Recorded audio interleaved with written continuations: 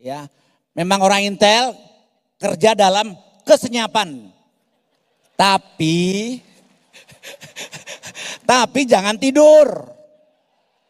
Biasanya Intel tuh gitu, ya, senyap tapi tidur. Nah, jangan. Yang perlu saya tekankan adalah apa? Banyak yang masih ekosektoral. Ada TNI, Polri, pindah kejaksaan. Jangan kalau ada informasi dipek sendiri. Ya, saling sharing. Ini menjadi tantangan kita semua. Ya. Jangan up Intel, ya. Istilahnya punya informasi mau dimakan sendiri. Tidak. Yang paling penting sharing informasi. Ya. Kadang-kadang up Intel malah saling ngintelin. Ini penyakit kita semuanya. Ya, kita boleh ketawa. Terima kasih Caca Anissa, terima kasih kepada Bapak-Bapak Menteri yang sudah memberikan arahan dalam panel yang baru saja kita lalui bersama. Bapak Ibu sekalian, Bapak Wapres sudah ada bersama dengan kita di sini. Kita akan buat dengan lebih cepat, tapi belum saya persilahkan untuk datang ke sini karena kita masih ada satu panel lagi. Mohon dengan sangat kiranya Bapak Ibu sekalian untuk bisa kembali menertibkan tempat duduknya agar nanti kami ucapkan selamat datang kepada Wakil Presiden Republik Indonesia, Bapak Gibran Rakabuming. Kita berikan aplaus Bapak Ibu sekalian. Mohon izin Pak Wapres, MC-nya pun terkejut Pak, karena tiba-tiba Bapak sudah masuk. Mohon izin ya Pak. Baik. Baik Bapak Ibu sekalian, tentu ini merupakan hal yang luar biasa karena ada Bapak Wapres di sini yang akan bersama-sama dengan kita semua untuk bisa terlebih dahulu sebelum nanti acara penutupan kita akan ada sesi panel yang terakhir. Ini berkenaan tentang materi stabilitas politik, hukum dan keamanan untuk pilkada serentak yang aman dan damai. Narasumber sudah ada di sini semua, sebentar lagi saya akan undang untuk bisa bergabung ke atas. Ini mumpung ada Pak Wapres, sebentar lagi kita akan coba cek-cek suara ya Bapak Ibu sekalian. Kita tunjukkan semangat kita pada sore hari ini karena ada Bapak Wakil Presiden yang sudah bersama-sama dengan kita dalam rangkaian Rapat Koordinasi Nasional Pemerintah Pusat dan Pemerintah Daerah tahun 2024. Dan tentu ini merupakan momen yang pas Bapak Ibu sekalian karena dalam runtutannya ketika tadi pagi kita sudah bicara tentang bagaimana kemudian upaya penegakan hukumnya. Kemudian di panel yang kedua kita tadi bicara tentang implementasi Asta Cita. Dan yang baru saja Bapak Ibu ikuti bersama ini adalah program unggulan pemerintah pusat mulai dari Kementerian Pertanian, kemudian Kementerian SDM, Kementerian Investasi dan Hilirisasi, Kementerian Perumahan yang ternyata tadi sudah banyak tanah yang siap untuk bisa dikomunikasikan lebih lanjut dalam proses pengadaan perumahan. Selain itu juga ada Kepala Badan Gizi Nasional. Baik Bapak Ibu sekalian kami persilahkan untuk bisa duduk. Saya akan coba cek-cek suara untuk bisa menyambut kedatangan Bapak Wakil Presiden Republik Indonesia, Bapak Gibran Rakabuming. Mohon izin Pak Wapres, saya boleh cek suara ya Pak Wapres ya supaya menunjukkan semangat atas kedatangan Bapak Wakil Presiden pada sore hari ini. Saya mau dengar suaranya Dinas PTSP se-Indonesia. Ya Pak, jadi nanti kalau tahun depan investasi targetnya naik Pak, terus kemudian agak tersedak-sedak ini Pak ya, banyak yang hilang Pak. Kemudian saya mau dengar suaranya Badan Pusat Statistik. Nah ini siap mencatat Pak. Mudah-mudahan datanya valid Pak, bukan cuma untuk menyenangkan Bapak. Kita geser lagi suaranya KPU. Terima kasih KPU, walaupun sudah banyak yang hilang olah-olah suara di luar sepertinya. Kita geser lagi TNI. Terima kasih, boleh tepuk tangan jangan ragu-ragu biar gak dingin Bapak Ibu sekalian. Semakin siang ini supaya semakin semangat ya. Selanjutnya suaranya Eselon 1 Kementerian Lembaga. Terima kasih. Ini sudah siap semua Pak Eselon 1 untuk bisa mencapai target-target yang sudah disiapkan oleh pemerintah. Berikutnya Kepala Daerah. Wah, jangan kaget ya Pak ya. Dikira nanti ini TNI Pak, bukan Pak, ini pemerintah daerah Pak. DPRD. Pak, ini sudah konsolidasi untuk konsolidasi pilkada serentak Pak, DPRD Pak. Jadi sudah hilang Pak. Kita geser, polisi. Wah. Izin paling rame Pak karena ketua panitianya Komjen Pol Pak. Kita geser, kejaksaan. Nggak mau kalah sama sebelahnya. Karena berkasnya biasanya bolak-balik begini. Bertetangga mereka Pak. Kita geser lagi, Bawaslu. KPU-nya nggak ada, Bawaslu-nya lengkap sepertinya. Biar belum ada pelanggaran, ditindak dulu. Baik Bapak Ibu sekalian langsung saja karena para narasumber kita sudah siap. Berkenan untuk bisa bergabung dengan saya ke atas panggung. Kepala Badan Intelijen Nasional, Letnan Jenderal TNI Purnawirawan Bapak Muhammad Herindra. Salah ya Pak? Oh salah Pak, ya. Maklum Pak, saya belum pernah ke BIN Pak, makanya undang saya lah Pak. Artinya belum sayang Pak. Harus sering diundang biar sayang Pak. Boleh Pak di sini. Ini. Oh, kenapa masih ada sini? Harta kekayaan siapa ini? Nah, boleh Pak. Berikutnya kami mengundang Kepala Kepolisian Republik Indonesia, Jenderal Listio Sigit Prabowo. Mana lagi semangatnya? Mana lagi semangatnya? Senang kali awak kalau goda-goda begini. Ini yang saya heran kenapa dipisahkan ruang dan waktu ini tiga-tiga.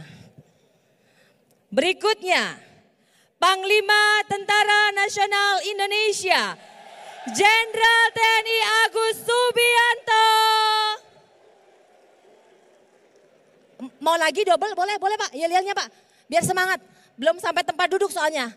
Pak Panglima. Sehat Bapak-Bapak? Ayah. Berikutnya kami mengundang Ketua Bawaslu RI Bapak Rahmat Bagja. Oh ada wakilnya. Mohon maaf ya Bu, saya belum terinfo Bu. Saya pikir kok ganti pakai jilbab. Mohon maaf ya Bu. Ya silakan Ibu. Aduh, mohon maaf. Sudah semakin sore, sudah mulai pindah alam.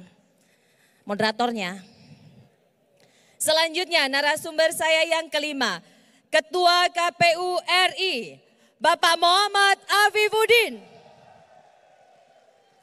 Kalau ini nggak boleh salah. Kemarin gara-gara WhatsApp beliau bisa kita jadi moderator debat. Harus baik-baik kita.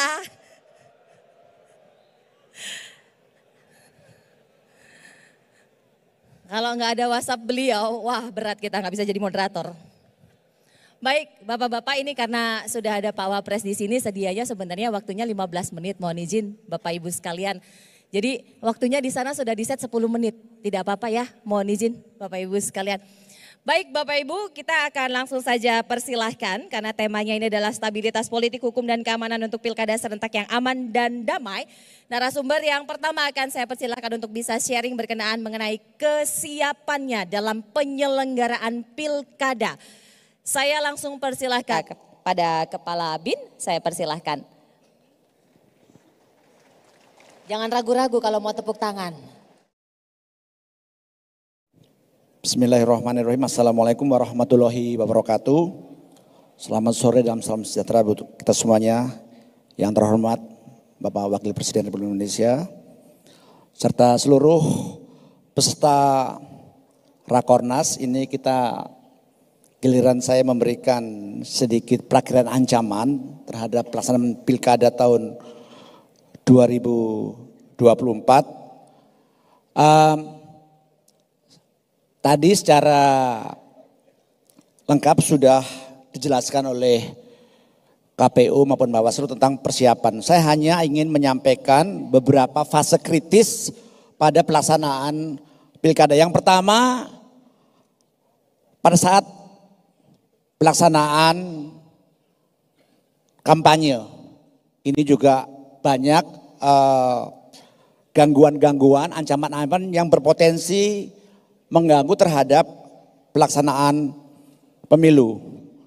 Kemudian juga, maaf, pilkada. Kemudian yang kedua adalah saat Minggu Tenang, di mana di situ banyak terjadi adanya mungkin namanya Minggu Tenang, tapi kadang-kadang justru di Minggu Tenang itu tidak tenang. Disuruh banyak mobilisasi yang disitulah peran intelijen. Ya, tertutup kegiatannya, banyak gerakan-gerakan yang tidak terdeteksi, tetapi berpotensi terhadap jalannya pelaksanaan pilkada. Ada intimidasi, kemudian ada disinformasi maupun money politics. Kemudian tentunya pada saat fase ketiga, di mana di situ sudah adanya penetapan calon. Ya, fase ini tentunya sangat berpotensi ada sengketa terhadap hasil pilkada dan akan menimbulkan ya sengketa terhadap para calon peserta pilkada. Dari beberapa fase tersebut, dari BIN itu memetakan ya adanya beberapa ancaman, tantangan, hambatan maupun gangguan. Di antaranya yang dari faktor eksternal, saya tidak akan terlalu detail karena saya yakin bahwa masing-masing wilayah beda ancaman, tantangan maupun hambatan dan gangguan. Di antara yang kami petakan adalah masalah radikalisme. Ini memang masih menjadi ancaman kita semua. Separatisme walaupun ini tidak di semua daerah. Kemudian tentunya kita jangan mengabaikan bahwa ada tangan-tangan invisible yang akan mengganggu terhadap pelaksanaan pilkada di daerah. Kemudian juga terorisme ini juga masih menjadi ancaman walaupun sekarang mungkin eskalasi tidak begitu tinggi. Cyber ini saya pikir masalah cyber ini tetap ya menjadi atensi kita semuanya. Konflik horizontal, kemudian hoax, hate speech maupun fake news. Tantangannya ini bersifat eksternal, bencana alam, kemudian nanti pilkada kebetulan tepat pada musim hujan. Tentunya nanti akan sangat berpengaruh terhadap pendistribusian logistik, kemudian juga stabilitas ekonomi maupun faktor geografis di daerah. Hambatan, saya sampaikan tadi ada pendistribusian logistik, kemudian kerusakan logistik, miskoordinasi antara KPU dan Bawaslu, permasalahan validasi data, di mana masih ada perbedaan data, kemudian juga perubahan komposisi peserta pilkada maupun kurangnya edukasi terhadap masyarakat. Gangguan yang saya temukan di antara polarisasi masyarakat, black campaign, kemudian netralitas ASN, ini juga menjadi gangguan yang mungkin nanti juga akan berpotensi menjadi konflik horizontal, jual beli suara-suara, penggelembungan suara, money politik maupun bentrok antar pendukung. Langsung ke peta ancaman. Ya, kalau kita petakan di sini, ya hampir ya semua wilayah di Indonesia itu rawan terhadap ancaman, gangguan, hambatan maupun tantangan. Tetapi saya yakin karena pilkada ini sudah sering dilakukan, ya ini menjadi tanggung jawab kita semuanya sebagai aparatur negara untuk mencegah terjadinya konflik. Lanjut. Langsung saja. Terus. Saya tidak spesifik ya. Nanti mungkin dari para Kapolda, Pangdam sudah bisa memetakan. Saya langsung aja ke slide terakhir. Bagaimana khususnya aparatur intelijen. Mana BINDA? Nah, BINDA yang sedikit, tidak ada suaranya, bagus. Ya, memang orang Intel kerja dalam kesenyapan. Tapi Tapi jangan tidur. Biasanya Intel tuh gitu ya, senyap tapi tidur. Nah jangan. Yang perlu saya tekankan adalah apa? Koordinasi antara aparatur intelijen daerah. Ya, ini penting. Karena apa? Saya lihat banyak yang masih ekosektoral. Ya, ada TNI, Polri, Binda, Kejaksaan. Jangan kalau ada informasi dipek sendiri. Ya, saling sharing. Ini menjadi tantangan kita semua. Ya. Jangan up intel, ya. Istilahnya punya informasi mau dimakan sendiri. Tidak. Yang paling penting sharing informasi. Ya. Informasi kalau tidak tepat waktu nggak ada manfaatnya. Ya. Velox et exactus. Cepat dan tepat. Ya. Jadi kalau info sharing, ya, ini permasalahan. Ya. Kadang-kadang up intel malah saling ngintelin. ini penyakit kita semuanya. Ya, kita boleh ketawa, ya, tapi seperti itu kenyataan. Makanya saya beli BIN sebagai ya, lembaga koordinator intelijen negara harus sering ya mengadakan koordinasi dengan aparat intelijennya. Terus lanjut. Slide terakhir. Lanjut. Nah, inilah di sini ya perlunya ya kolaboratif intelijen melalui Asta Helix Ektor di sini semuanya dari mulai pemerintah pusat, kemudian TNI, Polri, masyarakat, pengamat, tokoh adat, agama, pemuda, swasta, dan Pemda harus berkolaborasi dalam rangka memperoleh informasi yang tepat. Ingat, informasi yang tepat dan cepat sangat dibutuhkan dalam rangka memitigasi segala persoalan yang ada. Terima kasih. Wassalamualaikum warahmatullahi wabarakatuh.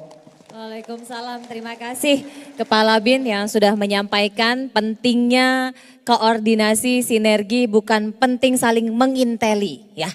Jadi itu perlu digarisbawahi, di bold supaya gathering information dari banyak pihak itu jauh lebih baik agar pertukarannya ini bisa memperkaya informasi guna deteksi dini terhadap berbagai macam kerawanan yang tadi sudah diidentifikasi khususnya wilayah-wilayah tertentu.